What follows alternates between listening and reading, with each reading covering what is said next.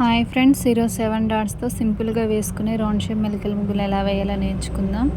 ఇది చుక్కలు పెట్టే విధానం చాలా జాగ్రత్తగా గమనించండి ఫ్రెండ్స్. ఫస్ట్ ఆఫ్ ఆల్ ఇంతవరకు ఛానల్ని సబ్స్క్రైబ్ చేసుకోకపోతే తప్పకుండా సబ్స్క్రైబ్ చేసుకోండి.